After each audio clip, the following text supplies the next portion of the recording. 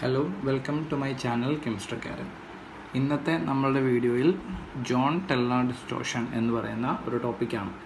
ഈ ടോപ്പിക്ക് എടുത്തിരിക്കുന്നത് കോർഡിനേഷൻ കോമ്പൗണ്ട്സിൽ നിന്നാണ്. So this is from the chapter coordination compounds.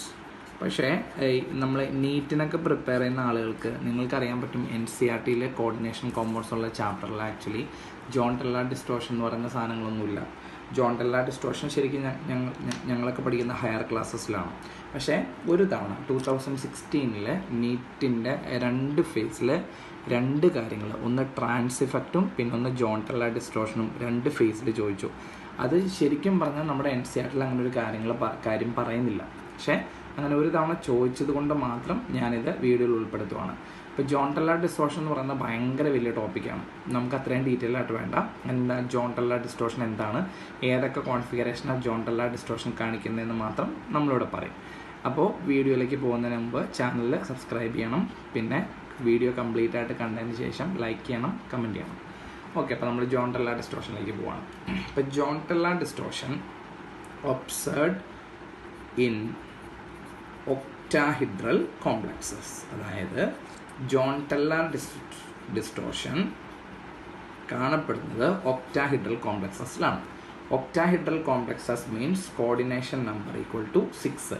അതായത് ലിഗാൻഡിൻ്റെ എണ്ണം 6 വരുമ്പോഴാണ് ഏത് ജോമെട്രി വരിക? Octahedral geometry. സോ ഒക്ടാഹിഡ്രൽ ജോമെട്രിയിൽ കാണപ്പെടുന്ന ഒരു ഫിനോമിനനാണ് Jahn Teller distortion.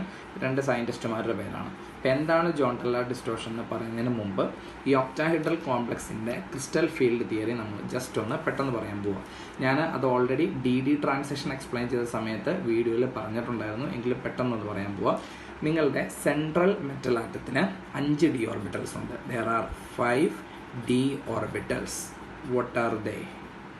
dxy, dyz, dxz, dx square minus y square and dz square.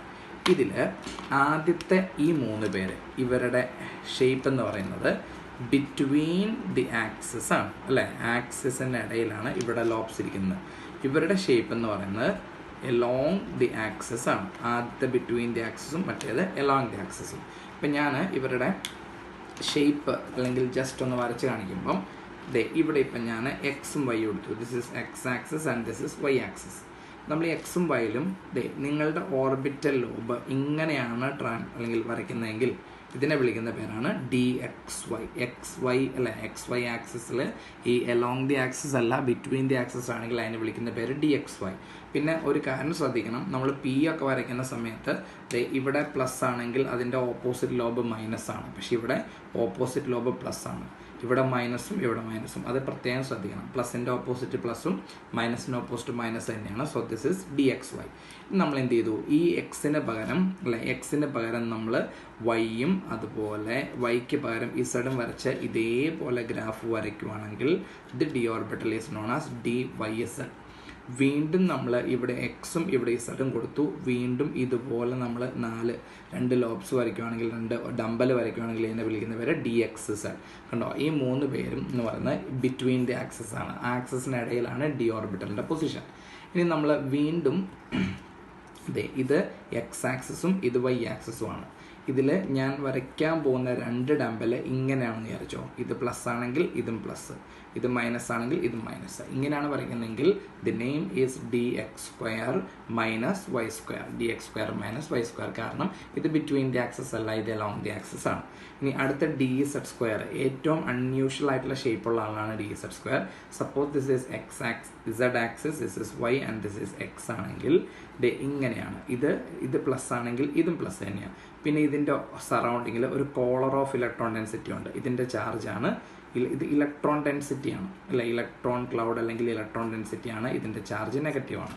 So ഏറ്റവും അൺയൂഷ്വൽ ഷേപ്പുള്ള ആളാണ് DZ സ്ക്വയർ. ഇപ്പോൾ DX square and DZ square, DX square minus y square and DZ square along the ഓർബിറ്റൽസും along the ആക്സിസും, ബാക്കി 3 between the ആക്സിസുമാണ്. അപ്പോൾ ഈ 2 set orbit തമ്മിലുള്ള വ്യത്യാസം മനസ്സിലായി. ഇവർ 3 പേരും ഒരേ കാറ്റഗറി, ഇവർ 2 പേരും ഒരേ കാറ്റഗറി. പക്ഷേ എല്ലാ ആളുകളുടെയും എനർജി സെയിം ആണ്. എനർജി സെയിം എന്നുള്ളതിൻ്റെ വേർഡാണ് ഡീജനറേറ്റ്, അല്ലേ? എല്ലാ ആൾക്കാരും ഡീജനറേറ്റ് ആണ്. ഡീജനറേറ്റ് ഓർബിറ്റൽസ് ആണ്, എനർജി സെയിം ആണ്.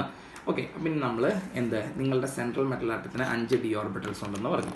ഇനി ഇത് നിങ്ങളുടെ സെൻട്രൽ മെറ്റൽ ആറ്റത്തിൻ്റെ ഒരു സ്പ്ലിറ്റിംഗ് ആണ്. ഇവിടെ നിങ്ങളുടെ 5 d ഓർബിറ്റൽ 1 2 3 4 5 5 d ഓർബിറ്റൽസ് ഇരിക്കുന്നു. എനർജി ഏറ്റവും കുറവാണ് എന്ന് വെച്ച് കഴിഞ്ഞാൽ മീനിങ് സ്റ്റെബിലിറ്റി കൂടുതലാണ്. ഇനി ഇതിലേക്ക് നിങ്ങൾ പഠിച്ചുകൊണ്ടിരിക്കുന്ന കോംപ്ലക്സ് ഏതാ? കോർഡിനേഷൻ നമ്പർ 6 ആണ്. അപ്പോൾ 6 ലിഗാൻഡ് ഇതിനെ അപ്രോച്ച് ചെയ്യാൻ പോവാണ്. 6 ലിഗാൻഡ് അപ്രോച്ച് ചെയ്യുന്നത് എപ്പോഴും ഏത് ഫീൽഡിലാണെന്ന് പറഞ്ഞ് പഠിപ്പിച്ച നിങ്ങൾ ആ ഡി ട്രാൻസിഷൻ്റെ വീഡിയോ കണ്ടിട്ടില്ലെങ്കിൽ അതൊന്നെടുത്ത് കാണാൻ ട്രൈ ചെയ്യണം. സ്ഫെറിക്കൽ ഫീൽഡിൽ ഇരിക്കുമ്പോഴുള്ള പ്രത്യേകത, ഇതിപ്പോൾ നിങ്ങളുടെ സെൻട്രൽ മെറ്റൽ ആണെങ്കിൽ കറക്റ്റ് സ്ഫെറിക്കൽ ഫീൽഡിലാണ് നിങ്ങളുടെ 6 ലിഗാൻഡ് അപ്രോച്ച് ചെയ്യുന്നത്. സ്ഫിയറിൻ്റെ പ്രത്യേകത എന്നാ? ആകെ ഒരേ ഒരു ഡയറക്ഷനേ ഉള്ളൂ. അങ്ങനെയാണെങ്കിൽ ഈ മെറ്റലിന് എല്ലാ ലിഗാൻഡിൽ നിന്നും ഫീൽ ചെയ്യുന്ന റിപ്പൽഷൻ എന്ന് പറഞ്ഞാൽ ഈക്വൽ ആയിരിക്കും. അപ്പോൾ 6 ലിഗാൻഡ് സ്ഫെറിക്കലി വരുമ്പം ഇവർക്ക് എന്ത് ഫീൽ ചെയ്യും? റിപ്പൽഷൻ ഫീൽ ചെയ്യുമ്പം ഓട്ടോമാറ്റിക്കലി അവരുടെ എനർജി കൂടും. എനർജി കൂടി ഈ 5 പേരും മേളിലോട്ട് പോയിരിക്കും. അതായത് ഇവിടെ ഇപ്പോൾ 5 d ഓർബിറ്റൽസ് ഉണ്ട്, ഇവിടെ 5 d ഓർബിറ്റൽസ് ഉണ്ട്. ഇവരും ഡീജനറേറ്റ് ആണ്. പക്ഷേ ഇവരുടെ എനർജി കുറച്ച് ഇൻക്രീസ് പോയി. ഏത് ഫീൽഡിലാണ് സംഭവിക്കുന്നത്? ഇൻ സ്ഫെറിക്കൽ ഫീൽഡ് അല്ലേ? സ്ഫെറിക്കൽ ഫീൽഡിലാണ് ഇങ്ങനെ സംഭവിക്കുക. ഇനി ഇങ്ങനെ സംഭവിക്കുന്നതുകൊണ്ടുണ്ടാകുന്ന പ്രശ്നം എന്ന് വെച്ചാൽ 5 പേരുടെ എനർജി കൂടി, സ്റ്റെബിലിറ്റി കുറഞ്ഞു. സെൻട്രൽ മെറ്റൽ ആറ്റത്തിൻ്റെ d ഓർബിറ്റൽസ് ആണ് ഇവരുടെ കാര്യമാണ് നമ്മൾ എഴുതിയിരിക്കുന്നത്. അതുപോലെ തന്നെ സെൻട്രൽ മെറ്റൽ ആറ്റത്തിൽ നിന്ന് ലിഗാൻഡിലേക്കും റിപ്പൽഷൻ ഫീൽ ചെയ്യും. ലിഗാൻഡുകൾക്കും പ്രശ്നമാണ്. പക്ഷേ ഈ പ്രശ്നങ്ങൾക്ക് ഉത്തരവാദി ആരാണ്? ലിഗാൻഡാണ്. അപ്പോൾ ലിഗാൻഡിൻ്റെ സ്വന്തം തെറ്റ് മനസ്സിലായി. അതായത് സ്ഫെറിക്കൽ ഫീൽഡ് വന്നപ്പം മൊത്തം റിപ്പൽഷനായി ഭയങ്കരമായിട്ട് എനർജി കൂടി. അപ്പം നിങ്ങൾ ലിഗാൻഡ് പതുക്കെ ഒന്ന് അറേഞ്ച് ചെയ്യും. അതായത് സെൻട്രൽ മെറ്റൽ ആറ്റത്തിൻ്റെ ഈ ഡയറക്ഷനിൽ കൂടെ 4 ലിഗാൻഡും ഒരെണ്ണം മേളിൽ കൂടെയും ഒരെണ്ണം താഴേക്കൂടെയും വരും. ഈ ജോമെട്രിയെ നമ്മൾ വിളിക്കുന്ന പേരാണ് ഒക്ടാഹിഡ്രൽ ജോമെട്രി. അങ്ങനെ കയറി വരുമ്പോൾ ഒരു പ്രത്യേകതയുണ്ട്. ഇതിലെയാണ് കയറി വരുന്നതെങ്കിൽ suppose this is X axis, suppose this is Y axis, Z axis, എക്സും വൈയും ഇസഡും. അപ്പം ആലോചിച്ച് നോക്കിയേ, ലിഗാൻഡ് കയറി വരുന്നത് ആക്സിസിൽ കൂടെയാണോ ആക്സിസിന് ഇടയിലൂടെയാണോ? എലോങ് ദി ആക്സിസ് അല്ല, എല്ലാം ആക്സിസിൽ കൂടെ കയറി വരുന്നത്. അങ്ങനെ ആക്സിസിൽ കൂടെ കയറി വരുമ്പം ആർക്കാ റിപ്പൾഷൻ ഫീൽ ചെയ്യുന്നത്? ഈ 2 പേർക്ക്. കാരണം ഇവരിയ്ക്കുന്നത് ഓൾറെഡി അവിടെയാണ്, ആക്സിസിലാണ്. അപ്പോൾ ഈ 3 പേര് രക്ഷപ്പെട്ടു. അങ്ങനെയാണെങ്കിൽ ഇപ്പം ഇരിക്കുന്ന ഈ 5 പേരിൽ 2 പേർക്ക് ഭയങ്കര റിപ്പൾഷൻ വരും. ഈ 2 പേർക്ക് റിപ്പൾഷൻ കൂടി. അവരപ്പം മറ്റേ 3 പേരെ ഉപേക്ഷിച്ച് എനർജി കൂടി മേളിലേക്ക് പോയി. ഇനി ബാക്കി 3 പേർക്ക് എനർജി കുറഞ്ഞു, അവർ താഴേക്ക് പോയി. അങ്ങനെ താഴെ ഇരിക്കുന്ന ഈ 3 പേര് dxy, dyz, dxz. ഇത് dx² - y² ആൻഡ് രണ്ടാമത്തെ ആള് dz². കോർഡിനേഷൻ ടെർമിനോളജിയിൽ താഴെയുള്ള ഈ ലോ എനർജി ഡീജനറേറ്റ് സെറ്റിനെ വിളിക്കുന്ന പേര് T2G സെറ്റ് എന്നും ഇവരെ നമ്മൾ വിളിക്കുന്ന പേര് EG സെറ്റ് എന്നുമാണ് അല്ലെ? T2G and EG. പിന്നെ ഈ ഗ്യാപ്പിനെ നമ്മൾ വിളിക്കുന്ന പേരാണ് crystal field splitting energy, represented by the letter delta O എന്ന് എഴുതി കഴിഞ്ഞാൽ this is for octahedral complexes. അപ്പോൾ ഇത്രയും കാര്യങ്ങൾ നമ്മൾ നേരത്തെ ഒരു വീഡിയോയിൽ ഡിസ്കസ് ചെയ്തതാണ്. So this is the splitting of d orbitals in ഏത് ഫീൽഡാണ്? Spherical field. അപ്പോൾ ഇങ്ങനെ മുറിയുന്ന ഏത് ഫീൽഡിലാണ്? ദിസ് ഹാപ്പൻസ് ഇൻ ഏത് ഫീൽഡാണ്? Octahedral field. അപ്പോൾ നിങ്ങൾ ഓർത്തോണം, ലിഗാൻഡ് എപ്പോഴും സെൻട്രൽ മെറ്റൽ ആറ്റത്തിനെ അപ്രോച്ച് ചെയ്യുന്ന സ്ഫെറിക്കൽ ഫീൽഡിലാണ്. സ്ഫെറിക്കൽ ഫീൽഡിൽ വരുമ്പം 5 പേരുടെ എനർജി ഒരുമിച്ച് കൂടുന്നു. അപ്പോൾ ഭയങ്കരമായിട്ട് എനർജി കൂടി കഴിയുമ്പോൾ സ്റ്റെബിലിറ്റി ഭയങ്കരമായിട്ട് കുറയുന്നു. ലിഗാൻഡ് സ്ഫെറിക്കൽ രീതിയിൽ വന്നുകൊണ്ടാണ് പ്രശ്നം വന്നത്. ലിഗാൻഡ് സ്വന്തം തെറ്റ് മനസ്സിലായി ലിഗാൻഡ് എന്ത് ചെയ്യും? ഒക്ടാഹൈഡ്രൽ ജോമെട്രിയിലേക്ക് മാറും. അപ്പോൾ എലോങ് ദി ആക്സിസിൽ കൂടെ കയറി വരും. അപ്പോൾ 2 പേർക്ക് മാത്രമേ പ്രശ്നമുള്ളൂ. അപ്പോൾ 3 പേരെ ശല്യപ്പെടുത്തുന്നതിനേക്കാൾ കുറച്ച് ഭേദമുണ്ടല്ലോ 2 പേരെ ശല്യപ്പെടുത്തുമ്പോൾ. അപ്പോൾ ലിഗാൻഡ് മനസ്സിലാക്കി എന്ത്? 5 പേരെ കൂടെ ശല്യപ്പെടുത്തണ്ട, 2 പേരെ ശല്യപ്പെടുത്താം. ആ ശല്യം കിട്ടിയ 2 പേർക്ക് എനർജി ഭയങ്കരമായിട്ട് കൂടി. They are known as EG set. ശല്യം കുറഞ്ഞ ആൾക്കാർക്ക് എനർജി കുറഞ്ഞു. And they are known as T2G set. And this is known as splitting of d orbitals in which field? Octahedral field. And this gap is known as CFSE delta O.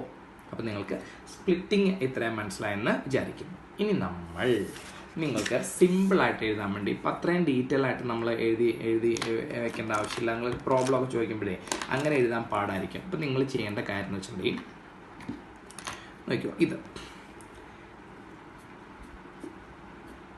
This is your T2G set and this is your EG set.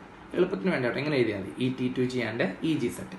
ഇനി നമ്മൾ D1 configuration നിങ്ങൾക്കറിയാം. D1 എന്ന് വെച്ചാൽ Dയിൽ 5 orbitals ഉണ്ട്. 5 orbitals ഉണ്ട്. അതിൽ ഏതെങ്കിലും ഒരു സ്ഥലത്ത് ഇലക്ട്രോൺ ഇട്ടു. ഇതാണ് നിങ്ങളുടെ D1 കോൺഫിഗറേഷൻ. അങ്ങനെയാണെങ്കിൽ ഇത് നമ്മൾ വാലൻസ് ബോണ്ട് തിയറിയിലൊക്കെ ഇങ്ങനെ എഴുതുന്നത് VBTയിൽ നമ്മൾ ഈ രീതിയിൽ എഴുതും. പക്ഷെ ക്രിസ്റ്റൽ ഫീൽഡ് തിയറിയിൽ നമ്മൾ എഴുതുന്നത് ഇതിങ്ങനെ അല്ലേ, T2G എഴുതി, EG എഴുതി. ഈ ഡിയിൽ ഒരു ഇലക്ട്രോൺ ഉണ്ട്, അതിവിടെ എവിടെ പോകുന്നു നമ്മൾ എങ്ങനെ തീരുമാനിക്കും? T2G സെറ്റ് എന്ന് വെച്ചാൽ എനർജി കുറവാണ്, EG സെറ്റ് എനർജി കൂടുതലാണ്. ഇലക്ട്രോണിന് എപ്പോഴും ഇഷ്ടം എവിടെയാണ്? എനർജി കുറഞ്ഞ സ്ഥലത്ത്. അപ്പോൾ ഈ ഒരു ഇലക്ട്രോൺ ഇവിടെ വന്നിരിക്കും. അപ്പോൾ ഈ കോൺഫിഗറേഷൻ്റെ പേര് T2G1 എന്നായി. ഇനി രണ്ടാമത്തെ വാലൻസ് ബോണ്ട് തിയറി അനുസരിച്ച് D2 നമ്മൾ എഴുതുന്ന രീതി എന്ന് വെച്ചാൽ അല്ലേ, ഇതിങ്ങനെ എഴുതി 1 2 എഴുതി. ഇങ്ങനെ എഴുതാൻ കാരണം തന്നെ Hund's rule, pairing will not takes place അല്ലേ, ഓരോരുത്തർ ഓരോ ഇലക്ട്രോൺ കിട്ടാതെ പെയർ ചെയ്യില്ല. ഇത് D2. ഇനി CFTയിൽ നമ്മൾ എങ്ങനെ എഴുതും? T2GEG, ഇത് 1 പെയർ ചെയ്യില്ല 2, അപ്പോൾ ഇതിൻ്റെ പേര് T2G2. ഇനി D3 വരുമ്പം നിങ്ങൾ VB തിയറി അനുസരിച്ച് എഴുതുന്ന ഇവിടെ 2 D ഇലക്ട്രോൺസ് എഴുതി. CFT അനുസരിച്ച് എഴുതുന്ന 1 2 3 and this is called T2G3 അല്ലെ, T2G1 T2G2 T2G3. അപ്പോൾ നമ്മൾ D1 D2 D3 എഴുതി. ഇനിയുള്ളത് D4 ആണ്. D4 എഴുതുമ്പം നമുക്കറിയാം 5 ഓർബിറ്റൽസ് ഉണ്ട്, 1 2 3 4 എഴുതി. CFT എഴുതുമ്പം ഇത് T2G, ഇത് EG. അപ്പം നമുക്കൊരു പ്രശ്നം വരും, അതായത് D4ൽ ഇപ്പോൾ 1 2 3. ഇനി നമ്മളുടെ ഹൺസ് റൂൾ അനുസരിച്ച് ഡീജനറേറ്റ് ആയിട്ടുള്ള 3 ഓർബിറ്റിൽ ഓരോ ഇലക്ട്രോൺ വന്നു. 4ാമത്തെ ഇലക്ട്രോൺ നിങ്ങൾക്ക് പെയർ ചെയ്യാം. പക്ഷെ പെയർ ചെയ്യുമോ അതോ മുകളിലോട്ട് ചാടുമോ എന്ന് തീരുമാനിക്കുന്ന ലിഗാൻഡ്സ് ആണ്. സോ ലിഗാൻഡിനനുസരിച്ച് ഇലക്ട്രോൺ താഴെ ഇരിക്കാം അല്ലെങ്കിൽ മേളിലോട്ട് ചാടാം. സപ്പോസ് ഇപ്പം ഞാൻ ഈ കോൺഫിഗറേഷനിൽ D4 സ്പെഷ്യലായിട്ട് എടുത്തൊന്ന് പറയാൻ പോവാണേ. ഈ D4 കോൺഫിഗറേഷൻ ഞാൻ ഇങ്ങോട്ടൊന്ന് മാറ്റി വരയ്ക്കാൻ പോവാണ്. ഇത് നിങ്ങളുടെ D4 ആണ്, D4 കോൺഫിഗറേഷനാണ്. 1 2 3 4 D4ലാണ് നമ്മുടെ പ്രശ്നം തുടങ്ങുന്നത്. അപ്പോൾ അതെ ഇതെഴുതി 1 2 3. 4ാമത്തത് ഇവിടെയാണോ? ഇതിൻ്റെ പേര് T2G ആണ്, ഇതിൻ്റെ പേര് EG ആണ്. 4ാമത്തെ ഇവിടെയാണോ എന്ന് കൺഫ്യൂഷൻ വരും. അപ്പോൾ നിങ്ങൾ ചെയ്യേണ്ടത് ലിഗാൻഡ് നോക്കണം. ഇപ്പം ലിഗാൻഡ് നല്ല ലിഗാൻഡിൻ്റെ ഓർഡർ അറിയാമല്ലോ അല്ലേ, നമ്മളിപ്പം എന്താ I- അല്ലേ, അങ്ങനെ പോയി ഏറ്റവും സ്ട്രോങ് CO, ഇതിനെ വിളിക്കുന്ന പേരാണ് സ്പെക്ട്രോകെമിക്കൽ സീരീസ്. നമ്മൾ ലിഗാൻഡിനെ എനർജി അബ്സോർബ് ചെയ്യുന്ന ഓർഡറിൽ എക്സ്പെരിമെന്റിൽ എഴുതിയിരിക്കുന്ന സീരീസ് ആണ്. ഇത് എക്സ്പെരിമെന്റൽ സീരീസ്, ഏറ്റവും വീക്ക് ആയിട്ടുള്ള, അല്ലെങ്കിൽ ഇയാൾ ലോ എനർജി അബ്സോർബർ ആണ്, എനർജി ഭയങ്കര കുറവാണ്, ലോ എനർജി അബ്സോർപ്ഷൻ ആണ് ഇയാൾക്ക്. And maximum wavelength absorption, കാരണം energy is equal to hc/λ ആണ് അല്ലേ. എനർജിയും ലാംഡ ഇൻവേഴ്സ് റിലേറ്റഡ് ആയതുകൊണ്ട് ഇയാളെ എനർജി അബ്സോർപ്ഷൻ ലോ ആണെങ്കിൽ വേവ് ലെങ്ത് അബ്സോർപ്ഷൻ മാക്സിമം ആയിരിക്കും. അങ്ങനെയാണെങ്കിൽ സിയോയുടെ പ്രത്യേകത എന്നാ? ഹൈ എനർജി അബ്സോർബർ ആണ് അല്ലേ, high energy absorption and minimum lambda absorption ആണ്. അത് ഓർത്ത് വെച്ചാൽ മതി. ഇവിടെ ഹൈ എനർജി, അപ്പോൾ ഇത് ഇൻക്രീസിങ് ഓർഡർ ഓഫ് എനർജിയാണ്. നിങ്ങളൊന്ന് ആലോചിച്ച് നോക്കണം, ഈ ഭാഗത്തുള്ള ലിഗാൻഡുകളെ നമ്മൾ വിളിക്കുന്ന പേരാണ് സ്ട്രോങ് ലിഗാൻഡ് അല്ലേ, സ്ട്രോങ് ലിഗാൻഡ്. ഈ ഭാഗത്തുള്ള ലിഗാൻഡുകളെ നമ്മൾ വിളിക്കുന്ന പേരാണ് weak ligands, strong ligands SL and WL. ഇനി നിങ്ങളൊന്ന് ആലോചിക്കുക, ഏറ്റവും കൂടുതൽ എനർജി അബ്സോർബ് ചെയ്യുന്നത് സ്ട്രോങ് ലിഗാൻഡാണ്, ഏറ്റവും കൂടുതൽ എനർജി. അങ്ങനെ അത്രയും എനർജി അബ്സോർബ് ചെയ്യുന്ന ലിഗാൻഡുകൾക്ക് ഇവിടുത്തെ ഗ്യാപ്പ് അല്ലെങ്കിൽ ഡി ഓർബിറ്റിൽ ഭയങ്കരമായിട്ട് സ്പ്ലിറ്റ് ചെയ്യാൻ പറ്റും അല്ലേ. എനർജി കൂടുതൽ അബ്സോർബ് ചെയ്യുന്ന ആളുകൾക്ക്, ഇപ്പം ശരിക്കും പറഞ്ഞാൽ ആര് കാരണം അങ്ങനെ സ്പ്ലിറ്റിംഗ് സംഭവിച്ചത്? ലിഗാൻഡ്സ് കാരണം. ഇപ്പം ലിഗാൻഡ് നല്ല എനർജി അബ്സോർബ് ചെയ്താൽ ഇവരുടെ ഗ്യാപ്പും ഭയങ്കര കൂടും, കാരണം ഈ ഗ്യാപ്പ് എന്ന് പറയുന്നത് എന്താണ്? എനർജിയാണ്. അങ്ങനെയാണെങ്കിൽ ഇതിൽ ഏറ്റവും നന്നായിട്ട് ഗ്യാപ്പ് അല്ലെങ്കിൽ ഡി ഓർബിറ്റിൽ സ്പ്ലിറ്റ് ചെയ്യുന്ന ആരാം? CO. ഏറ്റവും കുറവാരാം? I-. അങ്ങനെയാണെങ്കിൽ നിങ്ങൾക്കൊരു കണ്ടീഷൻ എഴുതാം ഫോർ സ്ട്രോങ് ലിഗാൻഡ്സ് അല്ലേ. ഈ ഗ്യാപ്പിൻ്റെ പേരെന്നാ? CFSC ആണ്. CFSC നമ്മൾ റെപ്രസെൻ്റ് ചെയ്യുന്ന ഡെൽറ്റ O ആണ്. ഡെൽറ്റ O എന്ന് പറയുന്നത് ഹൈ ആണ് അല്ലേ, ഡെൽറ്റ O ഈസ് ഹൈ. അതായത് സ്ട്രോങ് ലിഗാൻഡിന് CFSC എന്ന് പറയുന്നത് ഹൈ ആണ്. ഇനി നമ്മളുടെ വീക്ക് ലിഗാൻഡിനാണെങ്കിൽ അല്ലേ, ഈ ഗ്യാപ്പ് അത്ര കാര്യമായിട്ട് സ്പ്ലിറ്റ് ചെയ്യാൻ പറ്റില്ല. വീക്ക് ലിഗാൻഡിൻ്റെ കേസിൽ CFSC അല്ലെങ്കിൽ ഡെൽറ്റ O എന്ന് പറയുന്നത് ലോ ആണ്. സോ സ്ട്രോങ് ലിഗാൻഡിന് CFSC ഹൈയും അല്ലെ, വെരി ഹൈയും ആൻഡ് വീക്ക് ലിഗാൻഡിന് CFSC എന്ന് പറയുന്നത് വെരി ലോയുമാണ്. ഇനി നിങ്ങളുടെ 4ാമത്തെ ഇലക്ട്രോൺ എന്ന് പറയുന്നത് ഒന്നില്ലെങ്കിൽ ഇവിടെ പെയർ ചെയ്യാം അല്ലെങ്കിൽ ഇങ്ങോട്ട് ചാടാം. പെയർ ചെയ്യാൻ വേണ്ടി നമ്മൾക്കൊരു സർട്ടൻ എമൗണ്ട് ഓഫ് എനർജി വേണം അല്ലേ, അതിൻ്റെ പേരിൽ തന്നെ ഉണ്ട് പെയറിംഗ് എനർജി. സോ പെയർ ചെയ്യാൻ ആവശ്യമായിട്ടുള്ള എനർജിയെ നമ്മൾ വിളിക്കുന്ന പേരാണ് പെയറിംഗ് എനർജി P. അപ്പം നിങ്ങൾ ഒന്ന് ആലോചിച്ച് നോക്കാം, ഈ ഗ്യാപ്പ് എന്ന് പറയുന്നത് delta O greater than P ആണെന്ന് വിചാരിച്ചോ. അതായത് നിങ്ങളുടെ 4ാമത്തെ ഇലക്ട്രോണിന് 2 ചോയ്സ് ഉണ്ട്, ഒന്നില്ലെങ്കിൽ ചാടാം അല്ലെങ്കിൽ ഇവിടെ പെയർ ചെയ്യാം. അപ്പം നമ്മൾ നോക്കുമ്പോൾ ഡെൽറ്റ O എന്ന് പറയുന്ന ഈ ഗ്യാപ്പ് ഭയങ്കര കൂടുതലാണ്. അപ്പോൾ ഇലക്ട്രോണിന് ചാടാൻ പാടാണ്, പക്ഷേ പെയറിംഗ് എനർജി ഭയങ്കര കുറവാണ്. അപ്പോൾ ഒന്ന് ആലോചിച്ച് നോക്കിയേ, ഇലക്ട്രോൺ ഏത് റൂട്ട് സെലക്ട് ചെയ്യും? ലോ എനർജി പാത്തോ ഹൈ എനർജി പാത്തോ? Low energy path. അപ്പോൾ ഇലക്ട്രോൺ നോക്കുമ്പോൾ ചാടാൻ ഒരുപാട് ദൂരം ചാടണം, പെയർ ചെയ്യാനാണ് എളുപ്പം. അപ്പോൾ ഈ കണ്ടീഷനിൽ നിങ്ങളുടെ 4ാമത്തെ ഇലക്ട്രോൺ ഇവിടെ പെയർ ചെയ്യും. ആ സമയത്ത് നിങ്ങളുടെ കോൺഫിഗറേഷൻ എന്തായിട്ട് മാറും? T2G4 ആയിട്ട് മാറും. അങ്ങനെ മാറണമെങ്കിൽ ലിഗാൻഡ് ആരായിരിക്കണം? സ്ട്രോങ് ലിഗാൻഡ്സ് ആയിരിക്കണം. Suppose delta O is less than P ആണെന്ന് വിചാരിക്കുക. അങ്ങനെയാണെങ്കിൽ മീനിങ് ഇലക്ട്രോൺ നോക്കുമ്പോൾ ചാടാനുള്ള ദൂരം കുറവും പെയർ ചെയ്യാനുള്ള എനർജി കൂടുതലാണ്. പെയർ ചെയ്യാൻ ഒരുപാട് എനർജി വേണം. അപ്പോൾ പെയർ ചെയ്യാൻ ഒരുപാട് എനർജി വേണമെങ്കിൽ നമ്മളുടെ ലിഗാൻഡ് എന്ത് ചെയ്യും? പെയർ ചെയ്യില്ല, ചാടും. അങ്ങനെ ചാടിക്കഴിഞ്ഞാൽ 3 ഇവിടെ, 4ാമത്തെ ഇവിടെ വരും. അപ്പോൾ നിങ്ങളുടെ കോൺഫിഗറേഷൻ T2G3 EG1 ആയിട്ട് മാറും. അങ്ങനെ സംഭവിക്കണമെങ്കിൽ ലിഗാൻഡ് ആരായിരിക്കണം? വീക്ക് ലിഗാൻഡ് ആയിരിക്കണം. അപ്പോൾ നിങ്ങളൊന്ന് ആലോചിച്ച് നോക്കണേ. നിങ്ങൾ ഇപ്പോൾ ഈ എഴുതി വെച്ചിരിക്കുന്നതനുസരിച്ച് D4 കോൺഫിഗറേഷന് 2 രീതിയിൽ എഴുതാം. ഏതൊക്കെയാണ്? ഒന്ന് T2G4 എഴുതാം, ഒന്ന് T2G3 EG1 എഴുതാം. അതിൽ ഇങ്ങനെ എഴുതണമെങ്കിൽ സ്ട്രോങ് ലിഗാൻഡും ഇങ്ങനെ എഴുതണമെങ്കിൽ വീക്ക് ലിഗാൻഡും ആയിരിക്കണം. ഇനി ഒന്ന് ആലോചിച്ച് നോക്കണേ. ഇങ്ങനെയുള്ള കോംപ്ലക്സുകൾ, അതായത് നിങ്ങൾ ഇവിടെ പെയർ ചെയ്തു എന്ന് പറഞ്ഞു. ഇങ്ങനെ പെയർ ചെയ്യുമ്പം ഇയാളുടെ സം ഓഫ് സ്പിൻ എത്രയാണ്? 0. കാരണം പ്ലസ് ഹാഫും മൈനസ് ഹാഫും. ഇയാളുടെ രണ്ടുപേരുടെയും plus half and plus half sum of spin 1 ആണ്. ഇവിടുത്തെ സം ഓഫ് സ്പിന്ന് നോക്കി, half half half half, sum of spin 2 ആണ്. ഈ 2 കോൺഫിഗറേഷനിൽ ഇയാളുടെ സ്പിൻ വാല്യൂ കുറവും ഇയാളുടെ spin value sum of spin കൂടുതലുമാണ്. അങ്ങനെയാണെങ്കിൽ ഈ കോൺഫിഗറേഷൻ നമ്മൾ വിളിക്കുന്ന പേരാണ് ചെറിയ സ്പിന്ന്, കുറഞ്ഞ spin, that is low spin. And this is called high spin. ഇതിനെ വിളിക്കുന്ന പേര് ലോ സ്പിന്നും ഇതിനെ വിളിക്കുന്ന പേര് ഹൈ സ്പിന്നും. അങ്ങനെയാണെങ്കിൽ ഈ കോൺഫിഗറേഷൻ സ്ട്രോങ് ലിഗാൻഡ് ആണെങ്കിൽ കോംപ്ലക്സിൻ്റെ പേര് ലോ സ്പിൻ കോംപ്ലക്സസും, വീക്ക് ലിഗാൻഡ് ആണെങ്കിൽ വിളിക്കുന്ന പേര് ഹൈ സ്പിൻ കോംപ്ലക്സസും. അപ്പോൾ എങ്ങനെയാണ് സ്പിന്നിൻ്റെ പേര് വന്നതെന്ന് മനസ്സിലായില്ലേ? നമ്മൾ സ്പിന്ന് ക്വാണ്ടം നമ്പർ കൂട്ടി നോക്കുക. ചെറിയ വാല്യൂ ആണ് കിട്ടുന്നതെങ്കിൽ that is called low spin, വലിയ വാല്യൂ ആണ് കിട്ടുന്നതെങ്കിൽ that is called high spin. അപ്പോൾ നിങ്ങൾക്ക് D4 തൊട്ട് ഒരു കൺഫ്യൂഷൻ വരും അല്ലേ? D4 തൊട്ട്. അപ്പം ഞാൻ എഴുതിയത് വീണ്ടും ഇങ്ങോട്ട് വരുവാണ്. D4 തന്നെ നിങ്ങൾക്ക് കൺഫ്യൂഷൻ വരാൻ പോവാം. D4ൽ ഇങ്ങനെ വരാം, 4ാമത്തെ ഇവിടെ പെയർ ചെയ്യാം, മേളിച്ചാടാം. അപ്പം ഞാൻ തൽക്കാലം ഇവിടെ ഇങ്ങനെ എഴുതുവാണ്. ഏതാ? ലോ സ്പിൻ കോംപ്ലക്സസ് എഴുതുവാണ്. ലോ സ്പിൻ ആണെങ്കിൽ പറഞ്ഞോ, ഇവിടെ തന്നെ പെയർ ചെയ്യും. അപ്പോൾ കോൺഫിഗറേഷൻ എന്തായി? T2G4 ആയി. അപ്പം നമ്മൾ ഇനി ഹൈ സ്പിൻ മൈൻഡ് ചെയ്യേണ്ട, ലോ സ്പിൻ മാത്രം. ദെൻ D5 എന്ന് പറയുമ്പം 5 d ഓർബിറ്റലിലും ഓരോ ഇലക്ട്രോൺസ് വീതമുണ്ട്. T2G EG 1 2 3 ലോ സ്പിൻ ആണ് 4 5. So this is called T2G5. Then next configuration is D6 1 2 3 4 5 and this is 6 plus ആറാമത്തെ പെയർ ചെയ്തു. So this is T2G 1 2 3 low spin 4 5 6. So this is called T2G6. നമ്മളുടെ T2G full എന്ന് പറഞ്ഞു. ഇനി D7ൽ 1 2 3 4 5 1 2 3 4 5 6 7 രണ്ടെണ്ണം pair ചെയ്തു. ഇവിടെ വരുമ്പം ലോ സ്പിൻ ആണ് 1 2 3 4 5 6 7 8 അല്ലേ? ഇവിടെ തന്നെ കൊണ്ട് കൊടുക്കരുത് കേട്ടോ, അപ്പോൾ ഹണ്ട് റൂൾ വയലേറ്റ് ചെയ്യും. So this configuration is T2G6 7 അല്ലേ? 7 സോറി ഇതില്ല കേട്ടോ. T2G6 EG1. Then D8ൽ 1 2 3 4 5 6 7 8 last one 1 2 3 4 5 6 7 8. So this is T2G6 EG2. Then D9ൽ ഒറ്റ അൺപെയർഡ് ഇലക്ട്രോൺ ഉള്ളൂ. 1 2 3 4 5 6 7 8 9.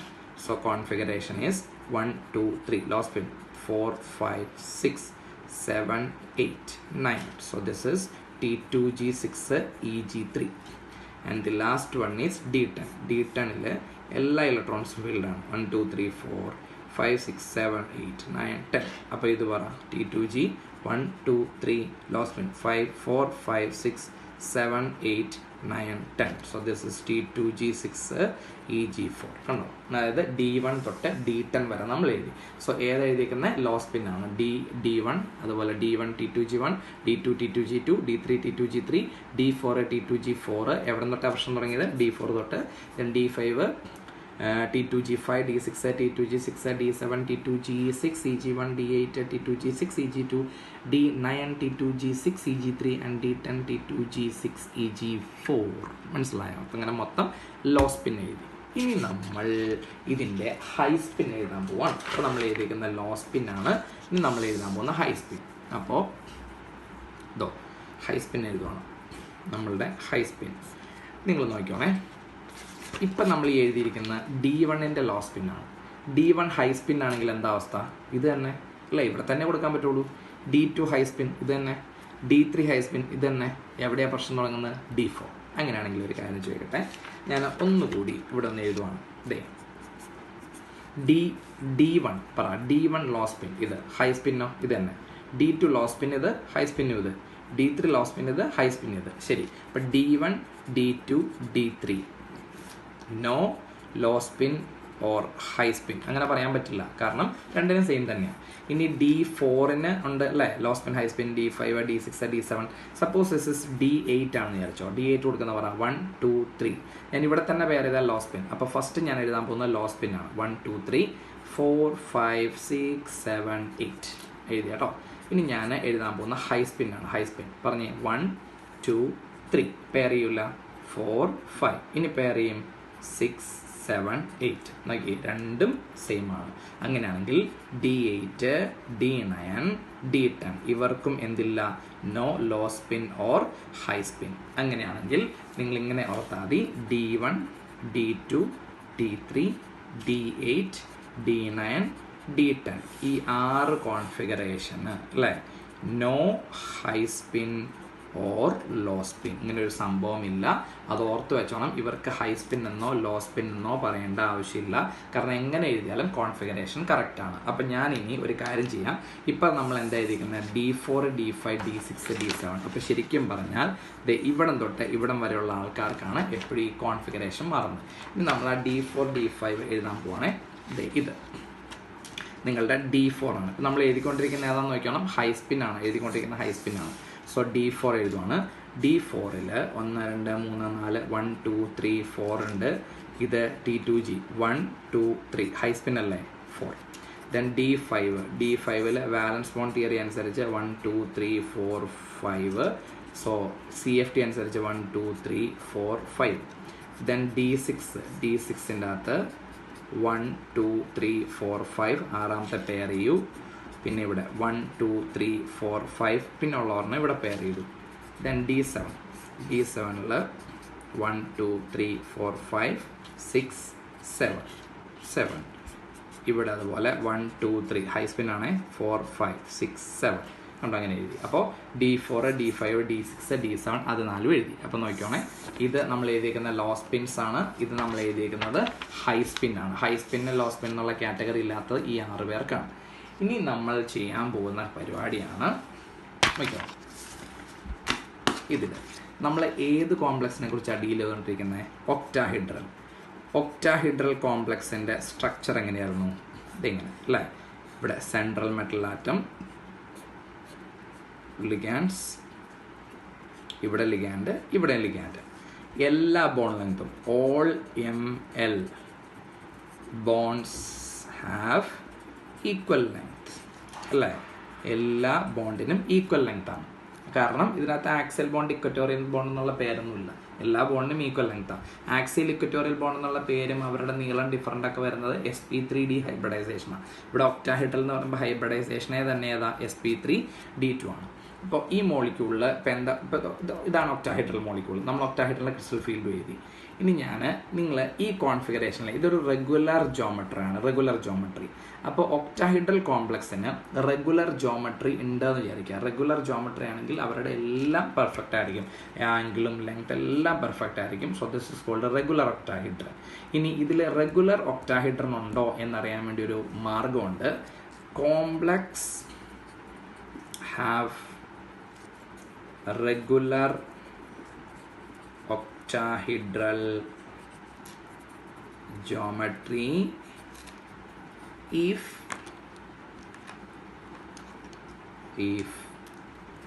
they have symmetrical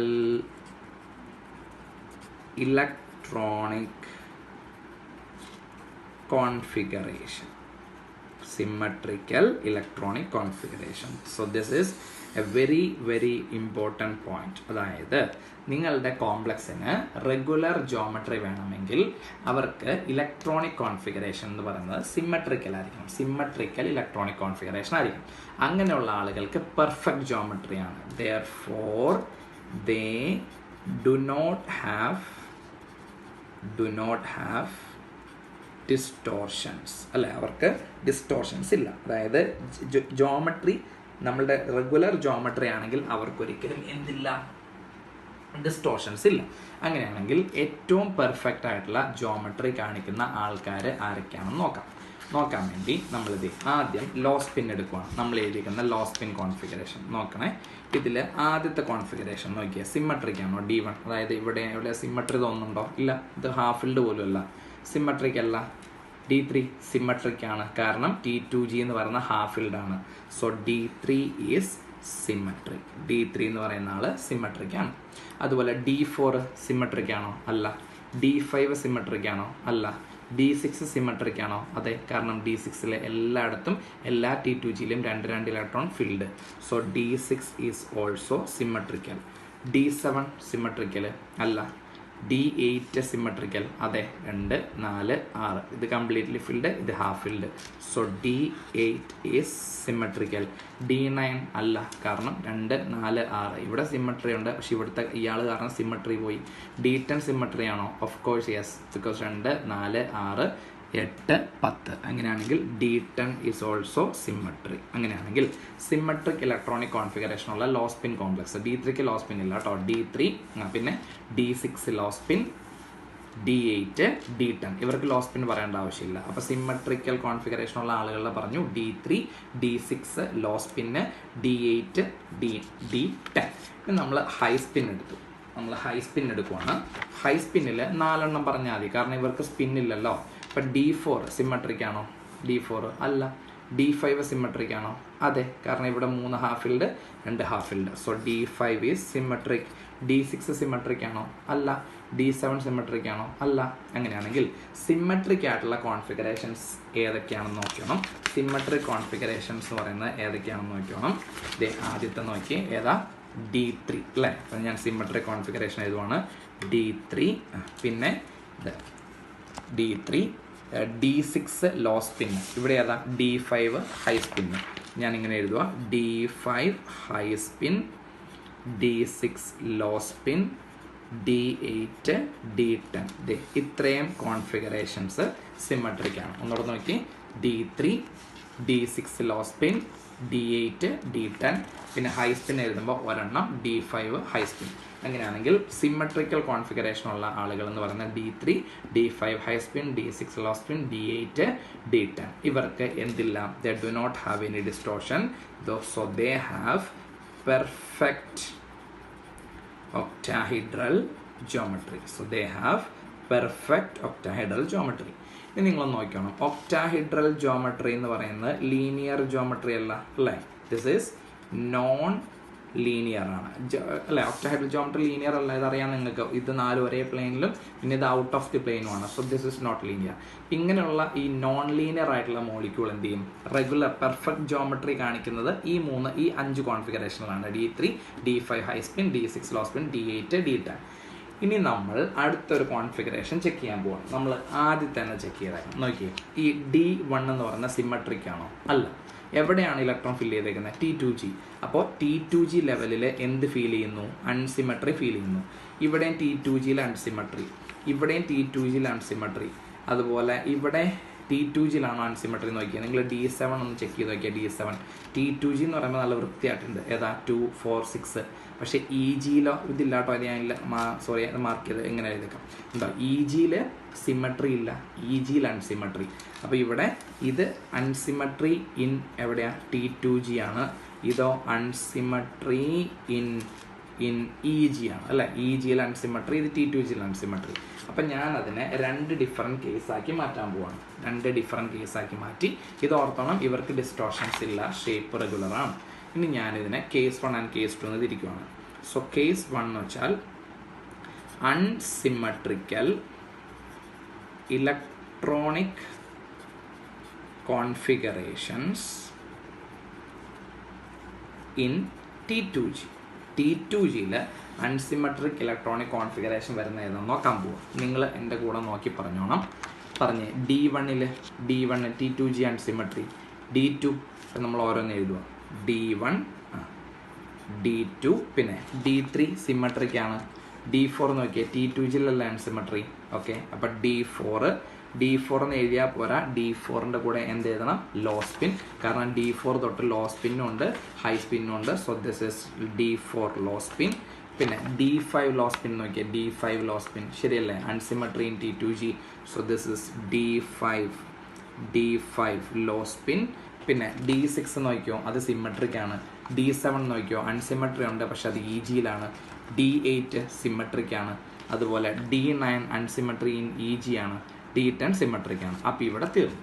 ഇനി നമുക്ക് ഇത് നോക്കാം. ഇതിൽ നോക്കിയോ, ഇതിൽ അൺസിമെട്രി ഇൻ T2G ഉള്ള ആളാരാ? D4. ഏത് സ്പിൻ? High spin. അത് സോറി T2G അല്ല EG. പക്ഷെ നമുക്ക് എടുക്കാൻ പറ്റില്ല കാരണം നമ്മളിവിടെ എഴുതിയിരിക്കുന്നത് അൺസിമെട്രി ഇൻ T2G ആണ്. നിങ്ങൾക്ക് D4 എടുക്കാൻ പറ്റില്ല. D5 ഹൈ സ്പിൻ എന്ന് പറഞ്ഞാൽ സിമെട്രിക് ആണ്. D6 എന്ന് പറയുമ്പോൾ അൺസിമെട്രി ഉണ്ട്. എവിടെയാണ് T2Gയിൽ നമുക്ക് എടുക്കാം. So this is D6 high spin. Then അടുത്ത D7 നോക്കി, D7 ഹൈ സ്പിൻ അൺസിമെട്രി ഉണ്ട്. എവിടെയാണ്? T2Gയിലാണ്. So D7 high spin. മനസ്സിലായോ? അപ്പോൾ അൺസിമെട്രിക് ആയിട്ടുള്ള ഇലക്ട്രോണിക് കോൺഫിഗറേഷൻ T2Gയിൽ വന്നു. ഞാൻ കേസ് 2 കൂടെ എഴുതുവാണേ. Case 2 unsymmetrical electronic configurations in EGയിൽ അൺസിമെട്രിക്കൽ കോൺഫിഗറേഷൻ വരുന്നത് നോക്കാം. നോക്കിയോണേ, D1 ഉണ്ടോ? D1 ഇല്ല അല്ലേ? സോറി ഒരു മിനിറ്റ്. D1 ഇല്ല, D2 ഇല്ല, D3 ഇല്ല, D4 ഇല്ല, D5 ഇല്ല, D6 ഇല്ല, D7 കണ്ടോ? അൺസിമെട്രി ഇൻ EG. അപ്പോൾ ആദ്യത്തെ ആളാണ് ഏത്? D7 low spin. D8 symmetric ആണ്. D9 അൺസിമെട്രി in EG. അടുത്ത ആളാണ് D9. Law spin high spin ഉണ്ടോ? ഇല്ല. പിന്നെ D10 സിമെട്രിക് ആണ്. സോ അത് okay.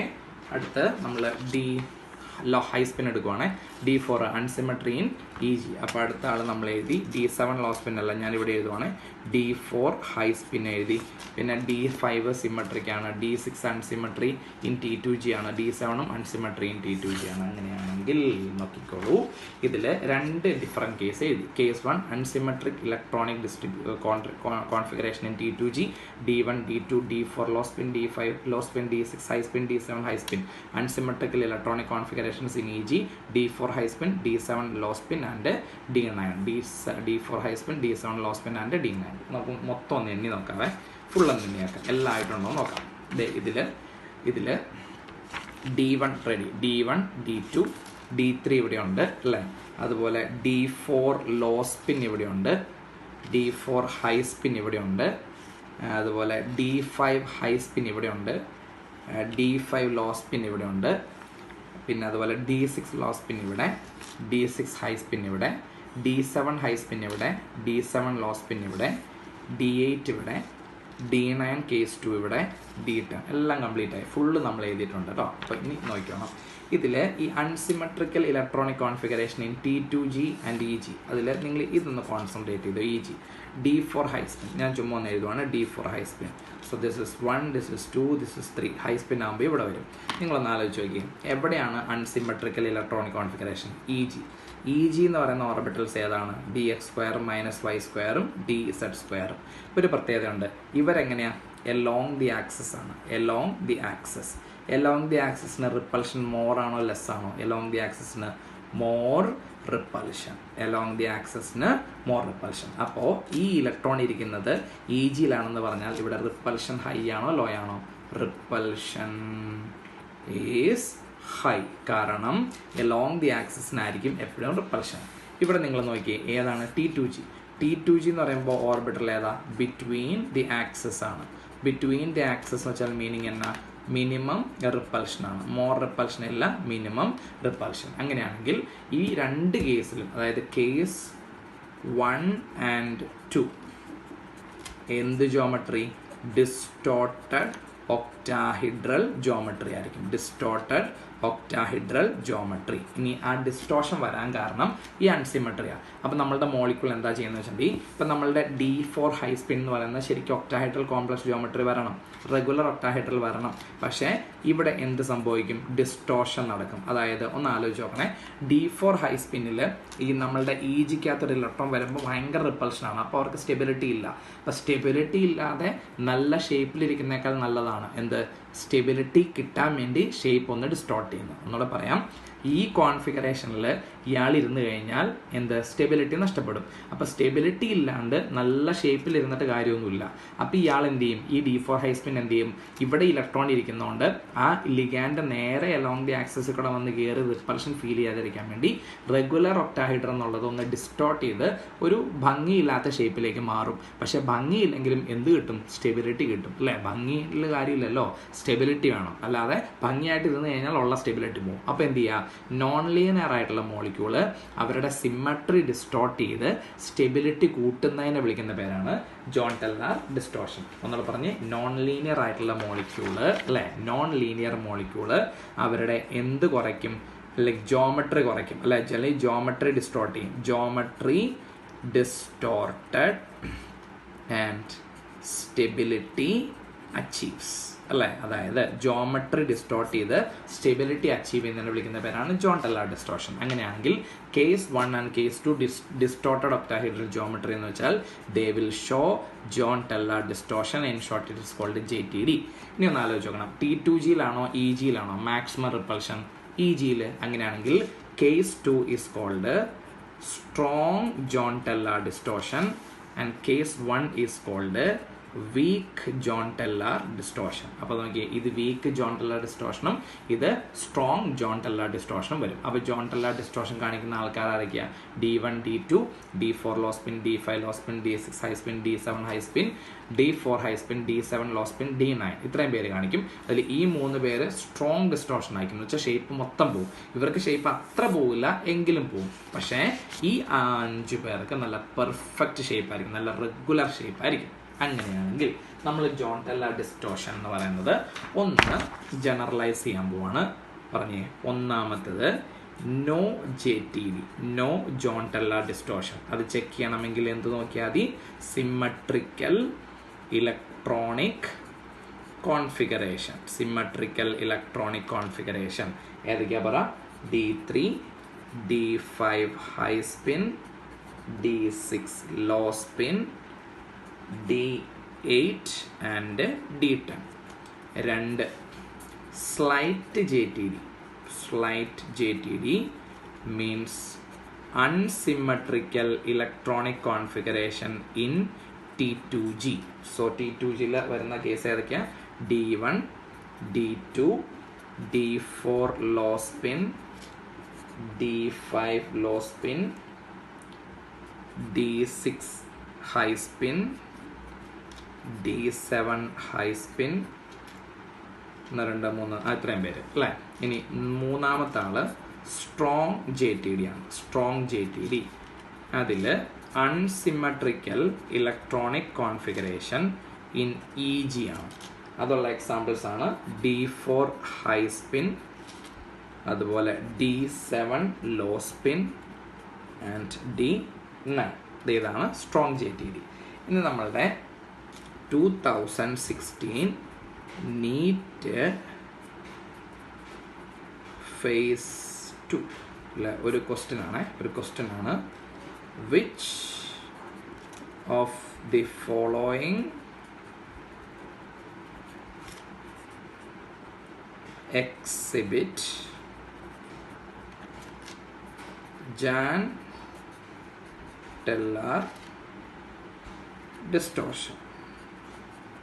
John Teller distortion. Option 1 D3 D8 D9 D5. ഇങ്ങനെ തന്നിട്ടുണ്ടായി. ഇങ്ങനെ ഓപ്ഷൻ മൊത്തം കറക്റ്റാണെന്ന് എനിക്ക് ഓർമ്മയില്ല കേട്ടോ. അപ്പോൾ ഇതിൽ ജോൺ ടെല്ലർ ഡിസ്റ്റോർഷൻ എക്സിബിറ്റ് ചെയ്യുന്നത് D3 എക്സിബിറ്റ് ചെയ്യോ? ചെയ്യില്ല. D8 ഇല്ല. D9 of course. D5 അല്ല D10 ഇല്ല അല്ലേ. ഈ 3 പേർക്ക് ജോൺ ടെല്ലർ ഡിസ്റ്റോർഷൻ ഇല്ല. പക്ഷെ D9 ജോൺ ടെല്ലർ ഡിസ്റ്റോർഷൻ ഉണ്ട്. ഈ ബാക്കിയുള്ള ഓപ്ഷൻ നിങ്ങൾ തന്നെ തല്ലരുത്, ബാക്കിയുള്ള ഓപ്ഷൻ ഞാൻ മറന്നുപോയി. അപ്പോൾ which of the following exhibit John Teller distortion ചോദിക്കുമ്പോൾ D9 ഉള്ളൂ, ഈ 3 പേർക്കില്ല. അപ്പോൾ നിങ്ങൾ എൻട്രൻസിന് നോക്കുമ്പോഴേ ഇത്രയും നോക്കിയാൽ ഇത് നിങ്ങളുടെ ജോൺ ടെല്ലർ ഡിസ്റ്റോർഷൻ്റെ ടിപ്പാണ്. അപ്പം ഇങ്ങനെയുള്ള ആൾക്കാർക്ക് പ്രത്യേകത തന്നെ നോ JTD എന്ന് വെച്ചാൽ പെർഫെക്റ്റ് ഒക്ടാഹൈഡ്രൻ ആയിരിക്കും, പെർഫെക്റ്റ് ഒക്ടാഹൈഡ്രൻ. അപ്പം no JTD, slight JTD, strong JTD. ഏറ്റവും സ്ട്രോങ് ആയിട്ട് JTD വരണമെങ്കിൽ നമ്മൾ ഇലക്ട്രോൺ എവിടെ ഒക്കുപ്പൈ ചെയ്യണം? EGയിൽ ഒക്കുപ്പൈ ചെയ്യണം. അപ്പോൾ നിങ്ങൾക്ക് ജോൺ ടെല്ലർ ഡിസ്റ്റോർഷനെ കുറിച്ച് ഒരു ഐഡിയ എന്ന് വിചാരിക്കുന്നു. അപ്പോൾ ഇത്രയും മതി. ഇതിൽ കൂടുതൽ നിങ്ങൾ ഒത്തിരി വായിക്കാൻ നിൽക്കണ്ടാവും, ഒത്തിരി സമയം പോകും. അപ്പോൾ അടുത്ത വീഡിയോ ആയിട്ട് കാണുന്നവരെ take care and bye bye.